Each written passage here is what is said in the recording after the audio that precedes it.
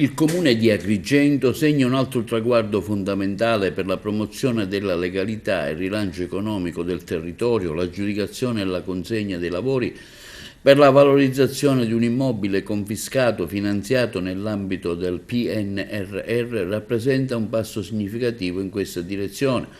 Così quanto sottolineato dall'assessore Gerlando Principato, l'affidamento dei lavori di un progetto approvato da pochi mesi in linea tecnica dal RUP Vincenzo Galletto, in linea amministrativa dalla Giunta Comunale, trasformerà un immobile confiscato nel 2009, situato ad Agrigento, in un centro antiviolenza e una struttura di ospitalità di emergenza.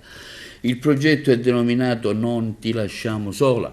Prevede un finanziamento di 999.380 euro finanziato attraverso il PNRR, inclusione sociale componente 3, interventi speciali per la coesione territoriale, candidato dall'ex assessore Lala e coordinato dall'assessorato ai lavori pubblici Principato. Il progetto mira alla riqualificazione di un immobile confiscato alla criminalità organizzata, restituendo alla collettività uno spazio dedicato alle attività sociali. Il nuovo centro antiviolenza offrirà supporto psicologico, legale e assistenziale, mentre la residenza emergenziale sarà a disposizione di chi necessita di allontanarsi temporaneamente da situazioni di pericolo.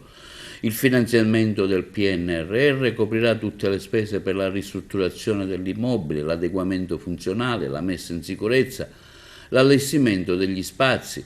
L'edificio di circa 400 metri quadrati, situato all'interno di una struttura di 5 piani, diventerà presto un punto di riferimento per il supporto alle vittime di violenza, trasformando un bene in stato di abbandono in un simbolo di speranza e di rinascita.